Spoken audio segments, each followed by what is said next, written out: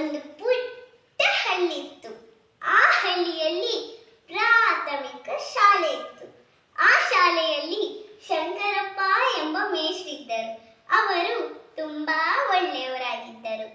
ಅವರಿಗೆ ತಮ್ಮ ಶಾಲೆಯ ಮಕ್ಕಳು ಆಟದಲ್ಲಿ ಪಾಠದಲ್ಲಿ ಎಲ್ಲಾ ವಿಷಯದಲ್ಲೂ ಮುಂದಿರಬೇಕೆಂಬ ಆಸೆ ಇತ್ತು. ಮಕ್ಕಳಿಗೂ ಮೇಷ್ಟ್ರನ್ನು ಕಂಡ್ರೆ ತುಂಬಾ ಪ್ರೀತಿ ಇತ್ತು. ಶಂಕರಪ್ಪ ಮೇಷ್ಟ್ರಿಗೆ ವಿವೇಕನೆಂಬ ಒಬ್ಬ ಮಗನಿದ್ದ.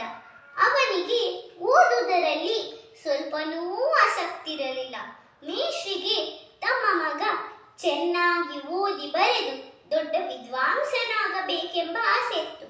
ವಿವೇಕನಿಗೂ ದೊಡ್ಡ ವಿದ್ವಾಂಸನಾಗಬೇಕೆಂಬ ಆಸೆ ಇತ್ತು. ಆದರೆ ಓದಿನ ಕಡೆ ಸ್ವಲ್ಪನೂ ಗಮನವಿರಲಿಲ್ಲ. ಒಂದು ದಿನ ಊರಿನ ಜನರೆಲ್ಲ ಇವರಿಗೆಲ್ಲ ಪಾಠ ಹೇಳುವ ಮೇಷ್ಟ್ರ ಮಗನೇ ಶುದ್ಧ ಸೋಮಾರಿ ಎಂದು ಆಡಿಕೊಳ್ಳತೊಡಗಿದರು.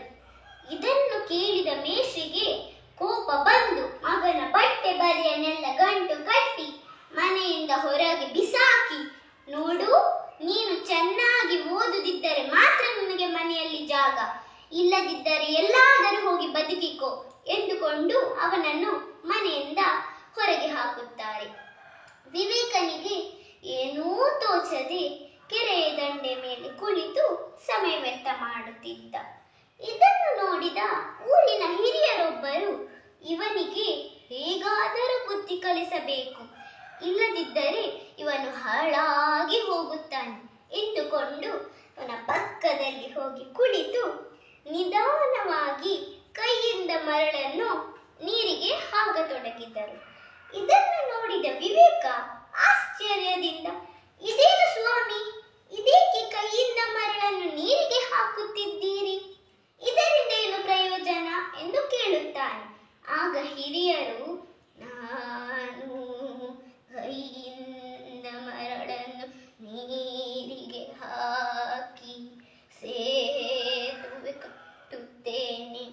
ಇದರಿಂದ ಊರಿನ ಜನರಿಗೆ ಒಳ್ಳೆದಾಟಲು ಸಹಾಯವಾಗುತ್ತದೆ ಎನ್ನುತ್ತಾರೆ. ಆಗ ವಿವೇಕ, ಏನೋ ನೀವು ಕೈಯಿಂದ ಮರಳನ್ನು ನೀರಿಗೆ ಹಾಕಿ ಸೇತುವೆ ಕಟ್ಟುತ್ತೀರೋ, ಇದು ಹೇಗೆ ಸಾಧ್ಯ ಎಂದು ಕೇಳುತ್ತಾನೆ. ಆಗ ಹಿರಿಯರು, ನೀನು ಚೆನ್ನಾಗಿ ಓದದೆ ಬರೆಯದೆ ದೊಡ್ಡ ವಿದ್ವಾಂಸನಾಗುತ್ತೀಯೋ,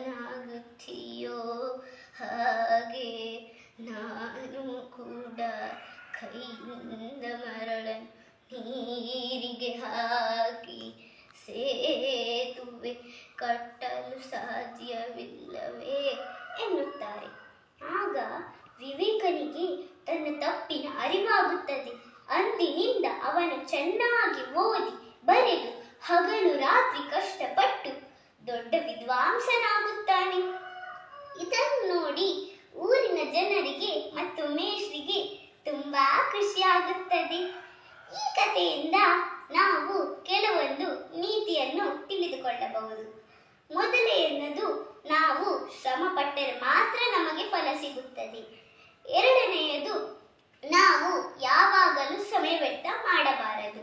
ಮೂರನೆಯದು, ತಂದೆ ತಾಯಿ ಹಾಗೂ ಗುರು ಹಿರಿಯರು ನಮ್ಮ ಒಳಿತನ್ನೇ ಬಯಸುತ್ತಾರೆ. ಹಾಗಾಗಿ ನಾವವರ ಮಾತನ್ನು ಗೌರವಿಸಬೇಕು. ಧನ್ಯವಾದಗಳು.